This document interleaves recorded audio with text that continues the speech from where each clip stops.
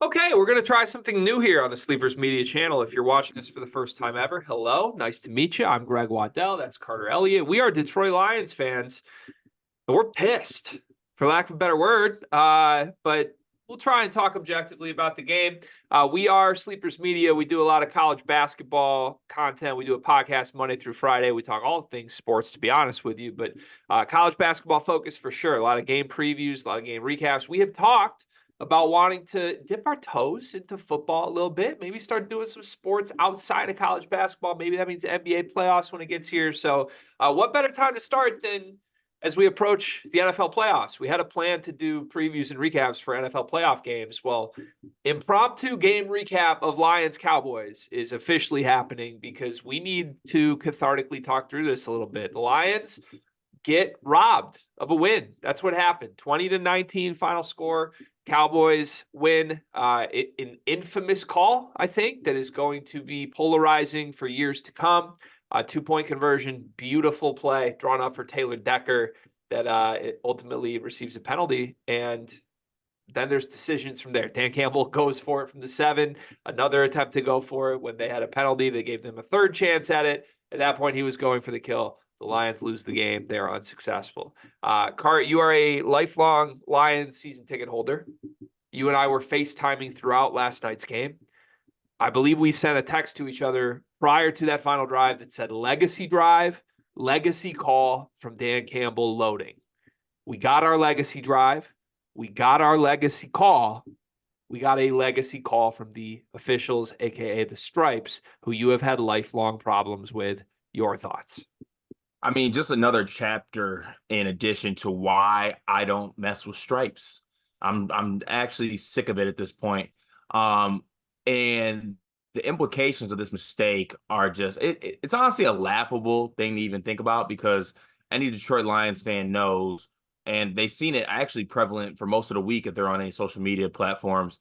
Everyone was looking back at the play against Dallas in the playoffs with the picked up defensive pass interference that we have never seen in the likes of NFL football up until this time, until that game that happened. And flash forward, I think it's what, dude, that was in 2015. Flash forward 8 years later, and we're now talking about another play where the Detroit Lions were robbed at the hands of the Dallas Cowboys on Jimmy Johnson Ring of Honor night, when everyone, including their mother and in the booth, wanted the Lions to lose. And we did everything we could to have a legacy drive. And our coach, who has never wavered in being aggressive in his setting and playing his game and doing things his way and drinking coffees with 19 shots of espresso and going for it on his own 20, just unapologetically being himself, says, before the drive happens, we're going to go down and we're going to score. When we score, we're going for 2. And I'm going to reach into my Ben Johnson go-yard bag, and I'm going to pull out a Taylor Decker out route for a touchdown, which worked, which happened. And we went through the motions, and we reported eligible. We did what we had to do. And the Stripe said, no, that's not happening. Not on my watch. No, you guys can't have this. You're the Detroit Lions. You don't get the benefit of the doubt. You're not one of those teams. And we end up losing the football game. And it hurt last night. It hurt so much that I cleaned my kitchen and did the dishes at midnight. That's not something I normally do. And the pain has continued into the next day as I had to watch the Eagles lose at home to the Cardinals.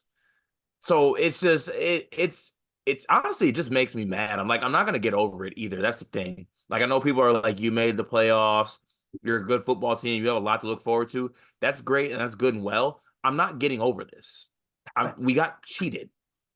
So it sets up for some interesting things that the Demons could be expelled. But my problem is the Demons should have been expelled last night. Like I was texting. We expelled the Demons. That's what I'm saying. But the Demons are too big. We didn't. Like, we expelled the Demons and the Demons just showed back up. Like, no, I got a second life. Like, you can't expel Demons. We need an exorcism or something. I was texting multiple people last night just saying, like, this is our Super Bowl. And people were making fun of me because they're like, you're literally going to get a home playoff game. Like, you could win the actual Super Bowl. And I was like, no, you don't get it. Like, this is the game Detroit needs to win, to know that they can do it when we get to the playoffs. Like, it was that important of a mental, emotional hurdle after the history between the Cowboys and the Lions, where we felt like we've been robbed in big spots before. by the officials. We needed to win this game. We needed to win this game so that we could go in and say, like, this legitimately is the brand new Lions. Same old shit is dead. There are no more demons. Give us Matt Stafford. We're not afraid of that shit anymore. Let's go. And instead, like, to lose in the fashion they lost in, I don't want to say it's the same old Lions, but it's the same old officials. It's the same old results, right? And that's unfair. It hurts more than any Lions loss I've ever experienced because they won the game. Like, they literally won the game and it was taken away. Let's do the Dan Campbell quick conversation. First of all, should we have gone for 2 in the first place? Did you like the call to go for 2? I knew we were going for 2 if we Yeah. scored. To be honest, like I think everyone who's a Lions fan or a fan of Dan Campbell like knew if we got in the end zone, we were going for 2. And then the second part of that is twofold to me. I personally would have kicked the field goal after call for the penalty, but at the same time, I think I had to have an acceptance. Like that's what Dan Campbell does. Like you just got to take him with the aggressive. That's our football coach. You got to back him with what he does. And if he's going to be aggressive right there, at least he's aggressive at all times. I mean, you could at least give him that. Like he doesn't waver from his aggressiveness. You know what I'm saying? Like there's not a point where we're watching the game and we're like, oh, now Dan Campbell wants to get conservative. Now Dan Campbell wants to, punt it at the 50-yard line. He just does what he does. And you know what? Honestly, this is the thing. It worked. Everyone wants to tell me about how Dan Campbell's aggressive and now they lost a football game. No. Let's take a step back. He was aggressive and it worked and we won. That's the thing. Like I'm not trying to hear about what happened after that because he did enough to win the damn game. So it's, I'm fine with it, to be honest with you. That's who he is. You and I both knew. Well, I mean, I think we texted about it. We're like legacy drive, and if we score here, we're going for 2. Like that's we know that. We know our team, we know our coach. So I'm fine with it. Yeah, you knew it the whole time, and to be honest, it was an elite play call. Like and all the stories that have now come out about like we discussed this with the officials before the game. Like Dan Campbell looks like a mad scientist genius with this call. Like to the point that everybody knew this was coming. They had prepared for it. It was wide open. The players executed it essentially flawlessly, and you can debate. Honestly, I don't even think you can really debate it. I was going to make it sound like you can argue whether or not they actually reported or not. No, I don't think you can. Like there's video evidence that Taylor Decker reported that the official story is not what happened here. I think Jared Goff's comments in the post-game press conference are exactly what happened. You could see Jared Goff like directed Taylor Decker to go report. Yes, they had 3 bodies there. Like you saw Penei Sewell there, you saw Skipper there. But again, there's misdirection coming because you're trying not to make it obvious that you're running a trick play to Taylor Decker. So yeah, you have 3 Lions show up, but again, that's if you buy the Lions story here. Dan Campbell made them very aware of this before the game. You can see him screaming at the officials. I told you, right in the moment that this happened, and ultimately it didn't matter. Yeah, I'm perfectly fine with going for it. I was screaming at the time when the penalty occurred. I was screaming at the time to kick from the 7-yard line because that's the logical play. There is no logic involved in let's go for it with our second best play from the 7. Like that's just stupid.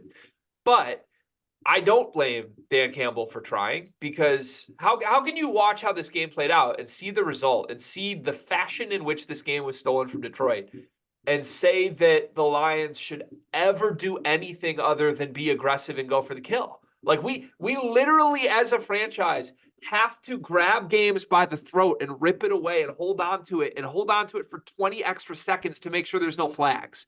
Like there is no likelihood that the Lions should ever play conservative in this league. Like I that's all I've learned through my 30 years of fandom, through watching this team for over a year. If this game goes to overtime, I don't feel any better about our chances that we're going to win this game or not get robbed by a bad call. Like, and I think Dan Campbell, honestly, this could have gone to like the 20-yard line. I think he would have gone for it. And I'm not saying it's a logical decision, but you heard him in the postgame. He said, our minds are made up. We were going for the win.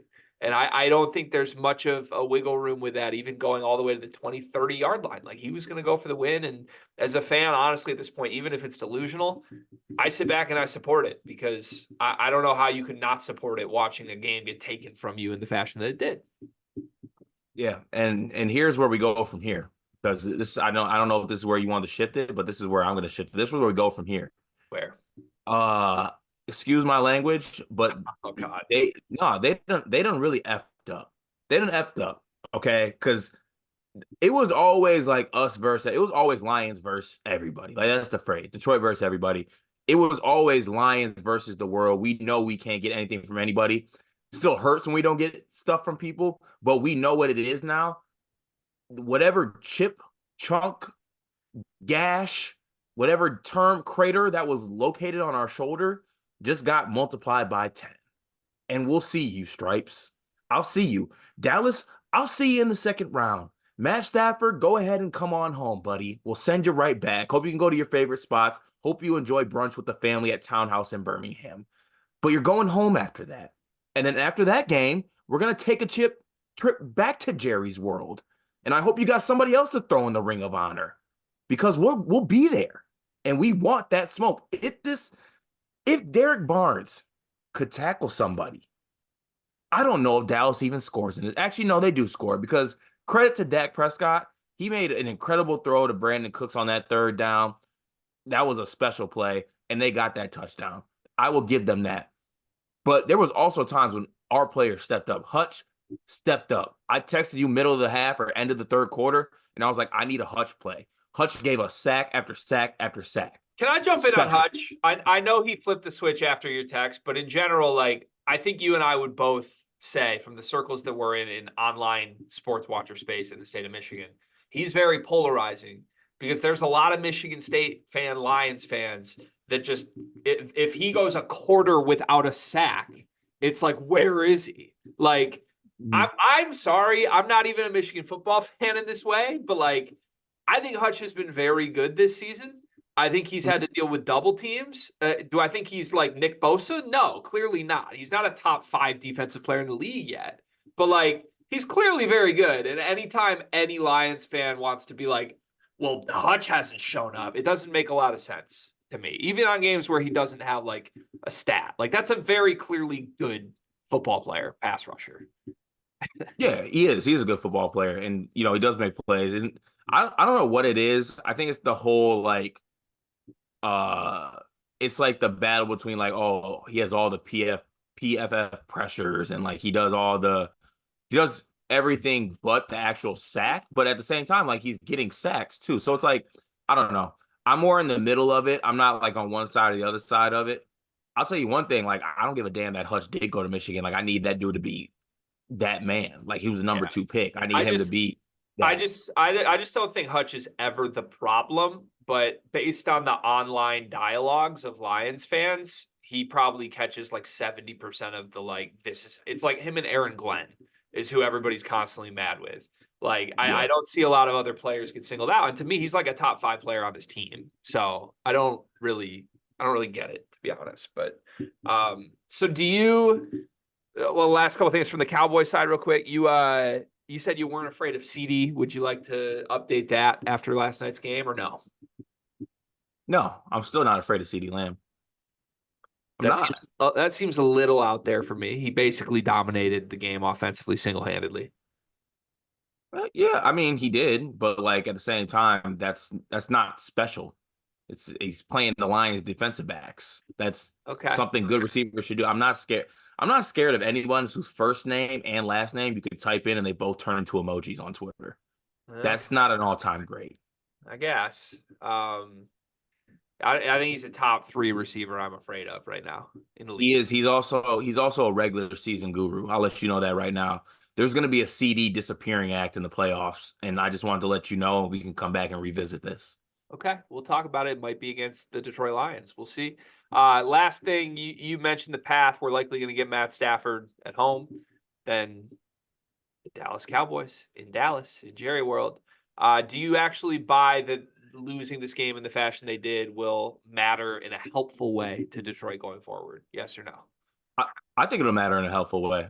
I think it'll fire the dudes up. I think like the Lions operate honestly best in like the no one thinks we can do it role, like mold. Like no one thought we could go into Arrowhead to start the season and come out with a dub. Everyone right now is saying, "Oh yeah, Lions here they go crying because they couldn't beat Dallas in Dallas." Like da da da. It's always woe is the Lions. No one's gonna pick us to win. Honestly, because no one's gonna pick us to win because we are the Lions. That's the thing. So I think this is going to motivate this team. I think a motivated Dan Campbell and a motivated Lions team is a dangerous one. So yeah, I think it's going to affect them positively, honestly. Okay. I'm here for that. I hope that happens. I don't think the team should need any added motivation in their first playoff run in like 8 years. Like I don't want like, oh, we're extra fired up because the refs took one from us in week 17. Like that feels a little like Cinderella-y to me. I think when they get to Dallas, like, yeah, you remember this shit, and maybe you're like, let's pay them back. But I don't know. I don't think there should be any added motivation at all, especially when facing Matthew Stafford. To like, well, Dallas pissed us off. We got to go beat Matt Stafford now. Like, I would hope they were already ready for that moment. I also want it known I'm terrified of Matthew Stafford. I'm terrified. I hate that this is what's happening. I know the Rams are not that good. I know today they essentially got outplayed by the New York Giants. I know that Matt Stafford has contributed to the Rams not being great. Bottom line is this, Cart. In a single elimination setting, in our home, in our house, when it's Matthew versus Jared, winner advance, loser go home, and I know for a fact Matthew wants this one, I don't like our chances in that matchup. That does scare me. I will admit that does scare me. But at the same time, we're a good football team. We're the better football team than the Rams. They might have the better quarterback. We're the better football team, and we're at home. And a lot of times, a better quarterback wins you a playoff game over a better football team. We've seen it On the road. We've On seen the it road many against times. on the road at Ford Field in an environment that will probably never be seen at Ford Field again.